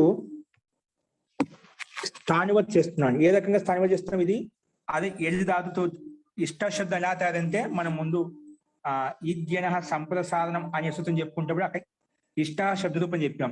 అంటే యజి ధాతువు చేత తాపత్యం తెచ్చుకున్నాం. భూతకాలం తాపత్యం తెచ్చుకొచ్చినాం అనుకోండి. అప్పుడు యజ్ఞ ఈ స్థితిలో భ్రష్ట మనకేంటి సంప్రసారణం అవుతుంది. తాపత్యం తీసుకొచ్చినప్పుడు ఈ యజ్ ధాతుకి సంప్రసారణం అవుతుంది. సంప్రసారం అంటే యా స్థానంలో ఈ వస్తుందండి. యకార స్థానంలో ఈ వస్తుంది. అందుకే ఈజ్ అయిపోయింది. ఇజ్ తాపత్యం వచ్చింది. ఈ స్థితిలో మళ్ళీ భ్రష్ట శ్రిజ మృజ యజ రాజ భ్రాజ చశాంస అనే సూత్రం చేత ఆ ఇజ్జు వచ్చింది కదా. ఇజ్జులో ఉండే జకారం కూడా మళ్ళీ మూర్ధన శకారం అయిపోయింది. మూర్ధన శకారం అయిపోయిన వెంటనే పక్కన తా ఉంది కదా. అష్టునాష్టు ప్రకారంగా ఇష్ట అనే రూపం సిద్ధించినమాట. ముందు యజ్జ ఈ స్థితిలో యాకి సంప్రసారణ సంప్రసారణ ప్రకారం ఈ అయిపోయింది. ఇప్పుడు ఇజ్జ వచ్చింది. ఈ స్థితిలో మళ్ళీ భ్రష్ట శ్రిజ మృజ అనే సూత్రం చేత ఇజ్జులో ఉండే జకారం కూడా మళ్ళీ మూర్ధన శకారం అయిపోయింది. అప్పుడు ఇష్ ఈ స్థితిలో తవర్గ యోగంలో శకారం వచ్చినప్పుడు అప్పుడు ఏమవుతుంది? స్టునాష్టు ప్రకారంగా ఆ తవర్గం కూడా టవర్గంలోకి మారిపోయింది. టవర్గంలోకి మారిపోయేసరికి ఇష్ట అనే రూపం వచ్చిందన్నమాట. అది రూపం అండి. ఓకేనా? ఇప్పుడు ఇక్కడ ఏ రకంగా వినియోగించమని చూడండి. ఇష్ట. సో యజ్ధాతు శబ్ద ఇష్ట రూపం మనం చూసాము. అది ఇక్కడ స్థానివత్ ఏ రకంగా చూపిస్తున్నాడు మనకు, ఎందుకంటే అది పక్కన ఉంటే ముందుకు పని చేసుకుంటున్నాం అంట. ఎందుకంటే సప్తమి విధి కదా, అలి విధి చూస్తున్నాం అంటే అలువర్ణం పక్కన ఉంటే ముందుకు పని చేసుకుంటున్నాం. ఇప్పుడు చూడండి మనకేంటి హసిచ సూత్రం ఉందండి. హసిచ ఏమంటుంది? హయవరట్. హయవట్లో ఉండే హాండు మొదలుకొని లాస్ట్ జబ గడదస్ వరకు ఉండే వర్ణాలు మొత్తం వచ్చేస్తాయి. ఓకేనా? అంటే హసి ప్రత్యాహారం పక్కన ఉంటే ముందున్నటువంటి రుకారానికి ఉకారం వస్తుంది. మన స్థితి ఏంటండి? కా రు ఇష్ట. ఇష్ట శబ్దం తెచ్చుకున్నాం. కా రు ఇష్ట. ఇప్పుడు ఈ సందర్భంలో హసిచ సూత్రం వచ్చిందండి. ఏమొచ్చింది? హసిచ. హస్ ప్రత్యాహార వర్ణం పక్కన ఉంటే, పక్కన వర్ణమే కదా, ఈ అని ఒక వర్ణమే కదా, ఆ వర్ణం పక్కన ఉంటే ముందున్నటువంటి రుకారానికి ఉకారం చేస్తాను. ఏమంటుందా? ముందున్నట్టు రు వచ్చింది కదా, ఆ రుకార స్థలం ఊ చేస్తా ఉంటుంది. కాబట్టి దీని కండిషన్ కారు ఇష్టా శబ్దం అధ్యయనం చేసుకున్నప్పుడు ఆ ఈ వర్ణం ఉంది కదా, అలువర్ణం ఉంది కదా, ఆ వర్ణాన్ని నిమిత్తం చేసుకుని పక్కన ఉంటే ముందుకు హసిచ. ఇక్కడ బలి ఏం తెచ్చాం? హస్సు ప్రత్యాహార వర్ణం పక్కన ఉంటే ముందు రుకారానికి ఉకారం అవుతుంది. ఓకేనా? తో ఉకారం అవుతుంది. కానీ ఈ సందర్భంలో వెంటనే ఇది హసిచ అనే సూత్రం వచ్చేసి ఈ వర్ణం పక్కన ఉంటే ముందున్న రుకారం ఊ చేస్తాను అని చెప్పగానే వెంటనే స్థాని వదాదేశో నలువిధ వచ్చేసిందండి. ఏమొచ్చింది? స్థాని వదాదేశం నలువిధ వచ్చి ఏమంటుందంటే, నువ్వు ఇష్ట శబ్దంలో తయారు చేసేటప్పుడు ఇష్ట శబ్దంలో ఈకో యా మానాగయాయి, ఈకో యా వచ్చిందండి. ఎందుకంటే యజస్థానంలో ఈ ఆదేశం వచ్చిందండి. ఇగ్యన సంప్రసారణ ప్రకారం యనస్థానం ఇగ్ ఆదేశ సంప్రసారణ సంజకో భవతి. యనస్థానే ఇగ్ అంటే ఇక్ అనమాట. ఇక్ ఏదైతే ఆదేశం అయిందో దాన్ని సంప్రసారం అని చెప్పాం. యనస్థానే యహ ఇక్ ఆదేశ, యజస్థానంలో ఏదైతే ఇక్ ఆదేశం వచ్చిందో దాన్ని సంప్రసారం అంటాం. అంటే ఎన్ని వర్ణ స్థానం ఇక్ ఆదేశం వచ్చింది అంటే యా స్థానం ఈ అనేది ఆదేశంగా వచ్చిందన్నమాట. ఇప్పుడు ఇష్టలో ఉండే ఈ ఎక్కడ చూసింది? ముందు యా, ఆ యకార స్థానం ఈ ఆదేశం వచ్చిందన్నమాట. ఇప్పుడు స్థాని వదాదేశో అనల్విధో ప్రకారంగా అక్కడ చూద్దాం. స్థానివత్ ప్రకారం ఆదేశ స్థానివత్ భవతి అని చెప్పాం అనుకోండి, మనకి ఈ సూత్రం ఉంది.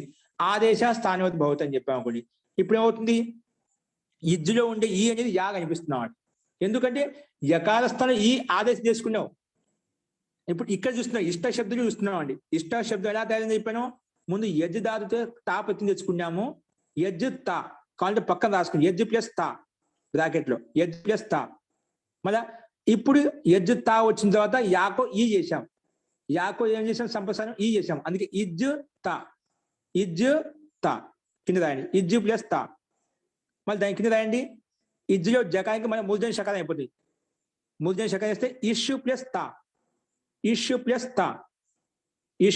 తా. దాని కిందన ఇష్యూ శకారం పక్కన తవర్గం ఉంది కాబట్టి పక్కన తకానికి టవర్గం అయిపోతుంది. అంటే తకార స్థానం టా వస్తుంది. అందుకే కింద రాయని ఇష్ట అని వచ్చిందన్నమాట. ఇష్ట పక్కన సూ తెచ్చుకొని విషయం తీసుకుంటే ఇష్ట అనే రూపం వస్తుందన్నమాట. ఇష్ట. ఓకేనా? ఇప్పుడు మొట్టమొదటిగా సంప్రసారం చేసామండి. యజ్ ధాతు స్థానంలో యకార స్థానం ఈ వచ్చిందన్నమాట. అది స్థానివత్ చేస్తున్నామట. ఆదేశ స్థానివత్ భవతి ప్రకారం మన దగ్గర సూత్రం ఉంది. స్థాని వదాదేశం నలువిధవు. ఇదేమంటుంది? ఆదేశ ఏవైనా కానీ అంటే స్థానివత్ అయిపోతాయి. ఏం చెప్పింది సూత్రం ప్రకారంగా? ఆదేశ స్థానివత్ భవతి అని చెప్పావు. కాబట్టి ఏదైనా కావచ్చు ఆదేశం, అది నిర్ధారించలేదు కదా. ఆదేశ స్థానివత్ భవతి అని చెప్పావు. కాబట్టి ఇక్కడ యా స్థానంలో ఈ ఆదేశం వచ్చింది, అది స్థానివత్ అయిపోయింది. స్థానివత్ అయిపోతే ఏం కనిపిస్తుంది? ఇక్కడ యా కనిపిస్తుంది. ఎందుకంటే యా స్థానం ఈ ఆదేశం తెచ్చుకున్నాము. యకార స్థానం ఈ ఆదేశం వచ్చింది కాబట్టి అది స్థానివత్ చేసామనుకోండి, యకార స్థానం వచ్చిన ఈ కూడా యాగానే కనిపిస్తుంది. ఎందుకు? యా స్థానంలోనే యజ ధాతులోనే యా స్థానం ఈ వచ్చింది కాబట్టి అది కూడా స్థానివత్ చేయడం వలన యకార స్థానం వచ్చిన ఆదేశం కూడా యకారం అయిపోతుంది. కాబట్టి యా వచ్చిన వాటి పక్కన ఏముంది? యా ఉంది. ఇప్పుడు యా అనేది హస్ ప్రత్యాహారం లేదు. ఏంటండి? యా కనిపించినప్పుడు అది హస్ ప్రత్యాహారంలో లేదు. హస్ ప్రత్యాహారం లేనప్పుడు ఏమవుతుంది? హసిచ అనే సూత్రం వచ్చేసి రుకారానికి ఊ చేయాలి. ఎందుకంటే హసిచ వచ్చి రుకార స్థానంలో ఊ చేయాలంటే పక్కన హస్ ప్రత్యాహార వర్ణం ప్రత్యాహారంలో ఉండేటువంటి వర్ణాలు ఏవైతే ఉన్నాయో అప్పుడు ముందున్న రుకారం చేస్తుంది. అంటే అచ్చులు కానీ హా యా వారా కానీ పక్కన ఉండాలి. ఇదేంటి హస్త ప్రత్యాహారంలో యాకారం రాదండి. స్థానివత్ చేసినప్పుడు యా కనిపిస్తున్నామట. హసిచ అనే సూత్రం వెళ్ళి నేను హస్ ప్రత్యాహార వర్ణం పక్కన ఉంది అని చెప్పి రుకార స్థానం ఊ చేయబోతుంటే ఇది స్థాని వదాదేశం మీద వచ్చి ఏమంటుంది మధ్య నిలబెట్టేస్తుంది వచ్చి లేదండి ఆదేశ స్థానివద్భవతి. నేను యకార స్థానంలో ఈ ఆదేశం చేసాము అది స్థానివత్ అయిపోయింది. అందుకని హస్ ప్రత్యాహారం లేదు. నువ్వు ఎలా చేస్తావు ఉకారం? ఈజ్లో ఈ అనేది యకారం, అది స్థానివత్ అయిపోయింది కాబట్టి హస్ ప్రత్యాహార వర్ణం ఉంటే నువ్వు ముందుకు రుజువు చేసుకోవచ్చు. ఇక్కడ హస్ ప్రత్యాహార వర్ణమే లేదు, ముందుకు ఎలా ఊ చేసుకుంటాను కాబట్టి చేసుకోవడానికి లేదు అని చెప్పింది. కానీ వెంటనే రెండో అర్థమైంది అనల్ విధు లేదండి నువ్వు చేసుకోబోయే మహోదయ జీ చెప్పండి. సోమనాథ్ గారు ప్రత్యాహారంలో యా ఉంది మహోదయ, హర్ష ప్రత్యాహారంలో యా ఉంది, ఈ లేదు.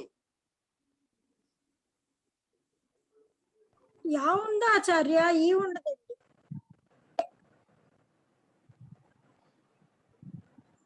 ఓకే అండి, మన దీన్ని తిప్పి చెప్తున్నా ఎట్లా.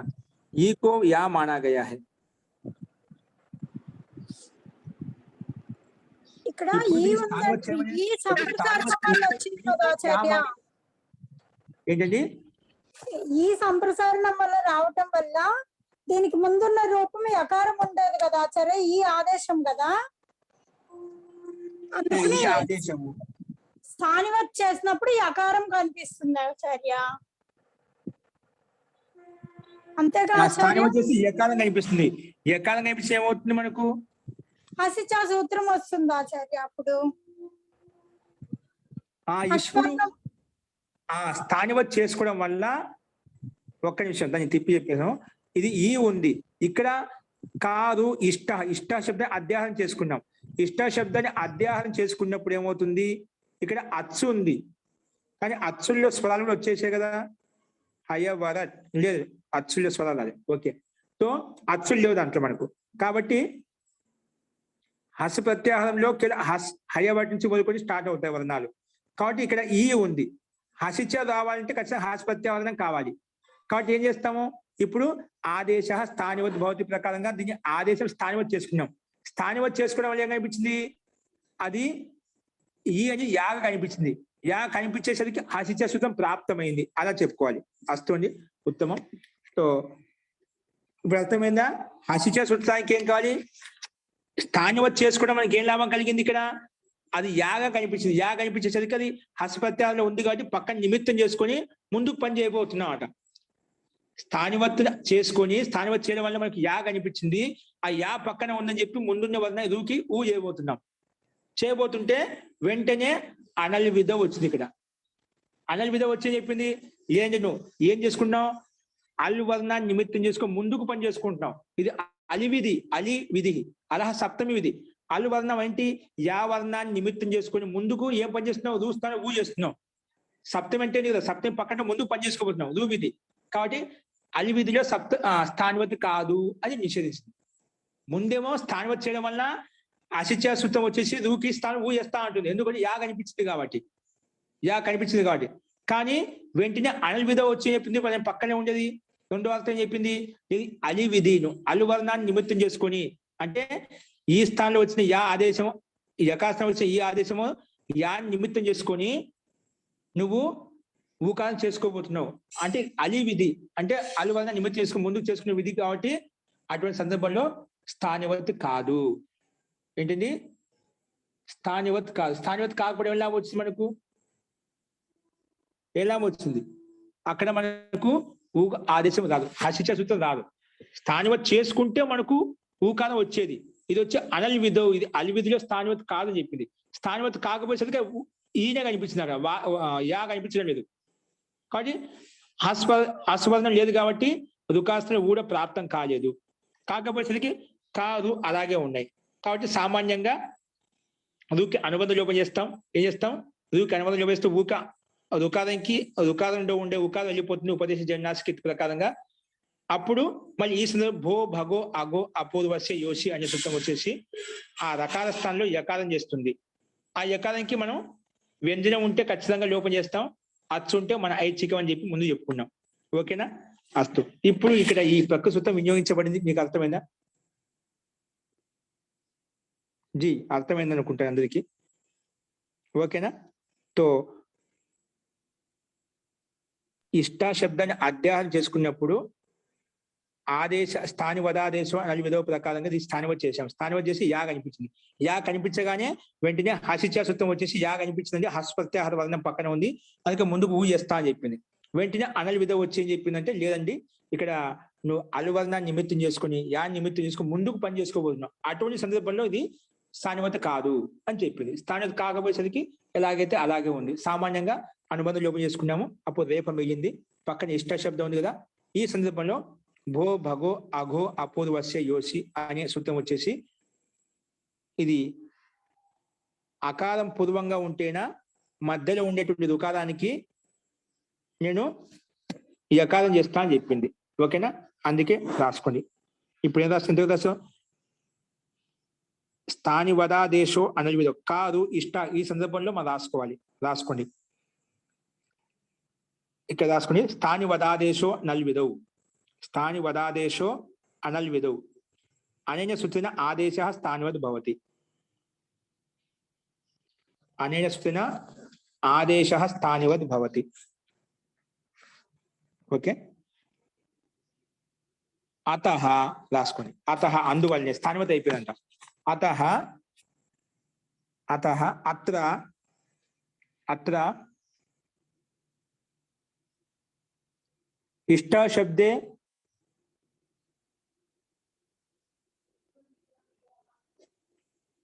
अतः इष्टा शब्द इकारः यकारः दृश्यते. अतः इष्टा शब्दे इष्टा शब्द इष्टा शब्दे इष्टा शब्दंलो इष्टा शब्दे इकारः यकार रूपेण दृश्यते. इकारः यकार रूपेण दृश्यते. अत्र इष्टा शब्द इकारः यकार रूपेण दृश्यते. यकार रूपेण कनिपिस्तुन्नाड.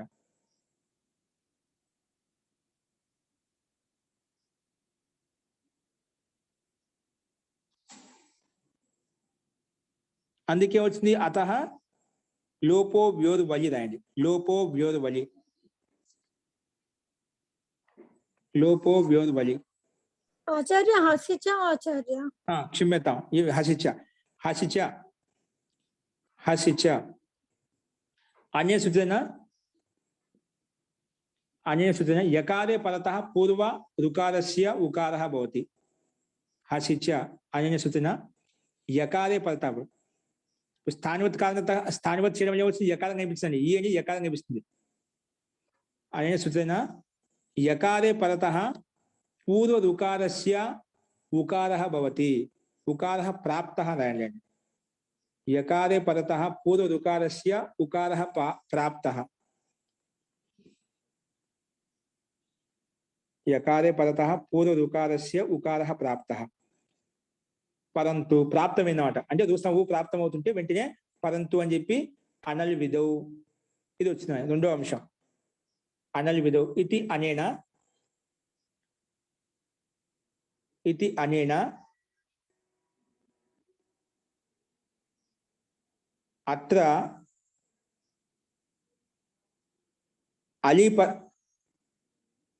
अली परतः पूर्वस्य विधि वर्तते. अल परतः पूर्वस्य विधि वर्तते. अत्र अल परतः पूर्वस्य विधि वर्तते. पूर्वस्य विधि वर्तते. अल परतः అంటే అల్ వర్ణే పరతః, అల్ వర్ణం పరంగా ఉంటాయి. అల్ పరతః పూర్వస్య విధి వర్తతే. పూర్వంలో విధి చేసుకోబోతున్నాం. ఏ విధి చేసుకోబోతున్నాం? ఉకార విధి చేసుకో. ఉకార విధి చేసుకోబోతున్నాడు. అలహ పరత పూర్వస్య విధి వర్తతే. అతః అస్మిన్ సందర్భే ఆదేశः స్థానివత్ నా భవతి. అతః ఆదేశः స్థానివత్ నా భవతి. పూర్వ విధి చేసుకుంటే స్థానివత్ కాదండి. మరి ఎక్కడెక్కడ స్థానివత్ కాదు అది చెప్పుకుంటున్నాడు. ఇది పూర్వం చేసుకునే స్థానివత్ కాలేదు. స్థానివత్ చేసుకుంటే మనకు ఉకారం ప్రాప్తమయ్యేది లోపో హసిచ సూత్రం ప్రకారంగా. కానీ ఇదేం చెప్పింది? లేదండి ఇది ఆది అలివిధి నువ్వు పక్కన అలువర్ణాన్ని నిమిత్తం చేసుకుని అంటే యా వర్ణాన్ని నిమిత్తం చేసుకుని ముందు చేసుకుని విధి చేసుకోబోతున్నాం, అంటే రుకార స్థానం ఉకారం చేసుకోబోతున్నాం. కానీ పరంగా ఉంటే ముందుకు విధి, సప్తమి విధి ఇది. అటువంటి సందర్భంలో స్థానివతి కాదు అని చెప్పింది.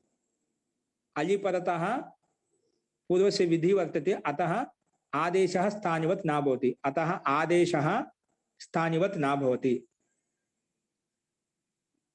అలా అలి పరత లేదా అల్ పరత ఏదైనా రాసుకోండి.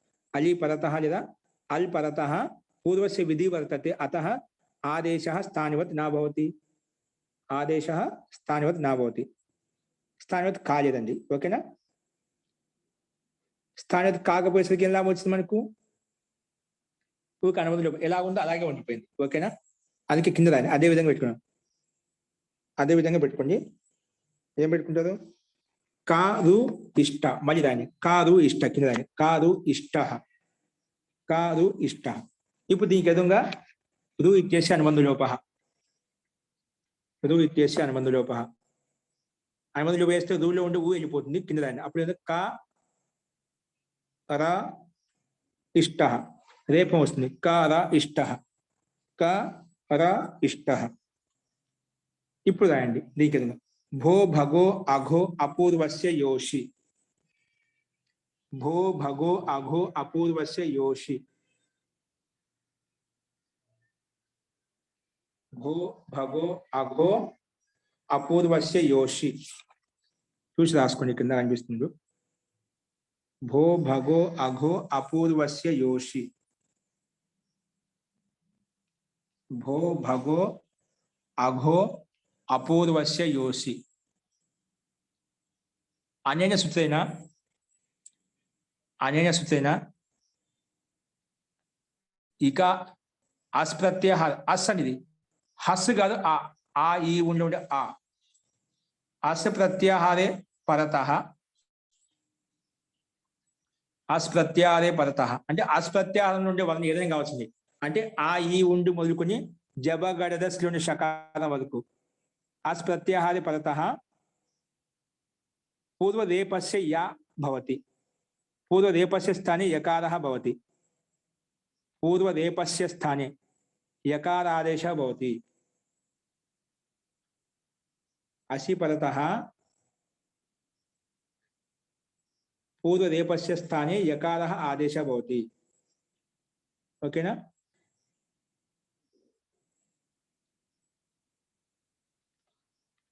అంటే ఇది మామూలుగా అకారానికి పక్కలో రేప ఉంటే ఆ రేపానికి ఉకారం వస్తుంది, కానీ పక్కన ఆస్ప్రత్యాహారం ఉండే వర్ణాలు కూడా ఉండాలి. అంటే అచ్చులో ఉండే వర్ణాలు కూడా ఉండాలి ఖచ్చితంగా. ఓకే, అస్తు. అసి పరతః పూర్వ రేపస్య యకారः భవతి. సో ఇక్కడ అస్ ఈ అనేది ఆస్ప్రత్యాహారంలో ఉంది కాబట్టి, అది పక్కన ఉంది కాబట్టి ముందుని రేపానికి ఉకారం ఆదేశం వచ్చింది. ఏంటి? ఉకారం కాదు, ఏమొచ్చింది? యకార ఆదేశం వచ్చింది. కింద రాయండి. క ఇయ ఇష్ట, క ఇయ ఇష్ట. క రేపస్థానం యా వచ్చింది. క ఇయ ఇష్ట. ఓకేనా? ఇప్పుడు మళ్ళీ రాయండి. లోపః శాకల్యస్య, లోపః క ఇయ హలంతోని క ఇయ ఇష్ట. లోపః శాకల్యస్య, లోపః శాకల్యస్య, లోపః శాకల్యస్య. అనేన సూత్రేణ క రేపస్థానం యా వచ్చింది, యా హలంత వచ్చింది. క ఇయ ఇష్ట. ఈ సందర్భంలో ఎదురుగా రాస్తున్నాము లోపః శాకల్యస్య అండి. లోపః శాకల్యస్య రాయండి. అనేన సూత్రేణ, అనేన సూత్రేణ శాకల్యస్య ఆచార్యస్య మతేన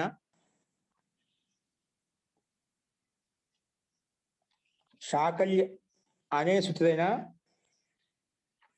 శాకల్యస్య ఆచార్యస్య మతేన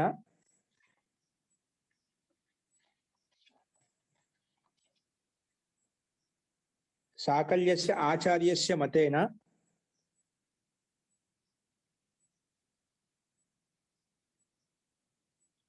పదాంత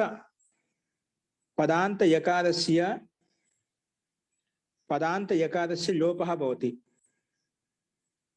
పదాంత క ఇయ వచ్చింది కదా, యా హల పదానికి అంతిమంలో క ఇయ, ఇది ఒక పదం అండి. ఇష్ట ఒక పదం, అది ముందు ముందు ఒక పదం కదా. ఆ పదాంత యకారస్య, పదానికి అంతా యకారస్య శాకల్య అనే ఒక ఆచార్య అండి. పాణిని ఆచార్య సమకాలంలో శాకల్య ఆచార్య కూడా ఉండేవాడండి. అప్పుడు ఈయన యొక్క వ్యాకరణం కూడా కొంచెం ప్రసిద్ధంగా ఉండేది అప్పుడు. శాకల్య ఆచార్య యొక్క వ్యాకరణం కూడా. ఆయన మతంలో ఈ సందర్భంలో ఏం చేశాడంట ఆచార్య, ఇక్కడ పదాంత వకారానికి లోపం అవుతుంది ఎప్పుడు?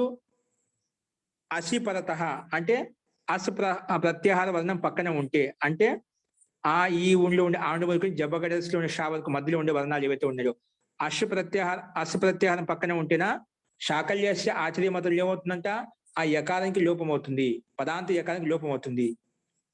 ఓకేనా? తో శాకల్యాస్య ఆచార్య ప్రకారంగా ఇక్కడ పదానికి యకారానికి లోపం చేశాం. అందుకే శాకల్యస్య ఆచార్యస్య మతేన పదాంత వకారస్య లోపః భవతి అసిపరతః. పదాంత యకారస్య లోపః భవతి అసిపరతః. సో లోపం చేయండి, యకారం లోపం చేస్తే కా మిగిలిందండి. క ఇష్టః, క ఇష్టః. ఇది కేవలం శాకల్యస్య ఆచార్య మతంలో ఇష్టపడుతున్నా అండి, కానీ పాణిని ఆచార్య మతంలో ఇష్టం లేదు. అక్కడ పాణిని ఆచార్య మతంలో ఇష్టం లేదన్నమాట. కాబట్టి అక్కడ అలాగే ఉంటుంది, కైష్ట అలాగే ఉంటుంది. ఓకేనా? సో శాకల్య ఆచార్య మతంలో లోపం చేస్తే యాక లోపం అయిపోయింది. క ఇష్ట ఇది రూపం సిద్ధ్యతి, క ఇష్ట ఇది రూపం సిద్ధ్యతి. ఓకేనా? అస్తు. ఈ రకంగా మనము కయిష్ట అనే రూపంలో అలి విధి, అది మనకు సప్తమి విధి ఏ రకం చూసామంటే ఎక్కడ వినియోగించబడిందంటే మనము స్థానివత్ చేసుకోవడం వలన పక్కన ఇష్టహలో ఉన్నటువంటి ఈ అనేది యా నుండి వచ్చింది కాబట్టి యకార స్థానం వచ్చిన ఈ ఆదేశము స్థానివత్ ప్రకారం యా కనిపించింది. యా కనిపించేసరికి హసిచ అనే సూత్రం వచ్చేసి ఆ యా వర్ణం పక్కన ఉంటే ముందున్నటువంటి రూకే ఊ చేస్తా అని చెప్పింది. కానీ వెంటనే అనల్ విధం అనే సూత్రం వచ్చేసి లేదండి ఇది అల్ విధి, నువ్వు అల్ వర్ణని నిమిత్తం తీసుకుని ముందుకు విధి చేయబోతున్నావు, ఉకార విధి చేయబోతున్నావు, అలాంటి ఉకార విధి స్థానివత్ కాదు అని చెప్పింది. కాకపోతే ఎలా ఉందో అలాగే ఉంది. మళ్ళీ అదుకి అనుబంధం చేసుకుని రేపం వచ్చేసింది. అనుబంధం లోపం చేస్తే ఆ రేప స్థానంలో బో భగో అఘో అపూర్వస్య యోసి అనే సూత్రం వచ్చేసి ఏమంటుందంటే అకారంకి పక్కన రూ ఉంటే దానికి యకారం చేస్తాను, కానీ పక్కన కూడా ఆస్ప్రత్యాహార వర్ణం ఉండాలి అని చెప్పింది. అందుకే ఆస్ప్రత్యాహార వర్ణం పక్కన ఉంది కాబట్టి ముందున్నటువంటి యకారానికి ముందున్నటువంటి రేపానికి యకారం వచ్చేసింది. కాబట్టి దీని యొక్క కండిషన్ ఉన్నాయి, యా వచ్చేసింది. యా వచ్చిన వెంటనే లోప శాకల్యస్య అనే సూత్రం వచ్చేసి శాకల్య ఆచార్య మతంలో ఈ యకారం కూడా లోపిస్తుంది అని చెప్పారు. ఎందుకంటే పదాంతంలో యకారం ఉంది, యకారం ఉన్నా ఒకారం ఉంది, ఇక్కడ యకారం ఉంది కాబట్టి దానికి లోపం అవుతుంది అని చెప్పారు. కాబట్టి ఆ లోపం చేస్తే క ఇష్ట అనే రూపం మనకు సిద్ధిస్తుంది. దీన్ని బట్టి పాణిని ఆచార్య మతంలో అది ఇష్టం లేదు, అక్కడ కయిష్ట అలాగే ఉంటుంది అన్నమాట. కలిపితే యా హలంతో ఇష్ట కలిపితే కయిష్ట అలా కూడా కొన్ని చోట్ల ప్రయోగం ఉంటుంది. కాబట్టి మనకు శాకల్య ఆచార్య యొక్క ప్రామాణిక ఆచార్య కాబట్టి వాడిని గౌరవిస్తూ ఆ రూపము ఇలా ఉంటుంది ఆయన మతంలో అని చెప్పి ఇక్కడ ఉల్లేఖించారు మహర్షి పాణిని. అస్తు. ఈ రకంగా కయిష్ట అనే రూపసిద్ధిని మనం చూసాము. అస్తు. ఇది అలి విధికి ఉదాహరణ చూసాము. రేపు అలా విధి అంటే తృతీయ విభక్తి నిమిత్తం చేసుకుని ఏ విధంగా అనల్ విధం నిషేధిస్తుంది అనేది మనం చూద్దాం. అస్తు. ఇందులో ఎవరికైనా సందేహం చెప్పండి, లేకపోతే రేపు చెప్పుకున్నామండి. అస్తు. మంత్రపాఠ. ఓం సర్వే భవంతు సుఖినః, సర్వే సంతు నిరామయాః, సర్వే భద్రాణి పశ్యంతు, మా కశ్చిద్ దుఃఖభాగ్ భవేత్. ఓం శాంతి శాంతి శాంతి.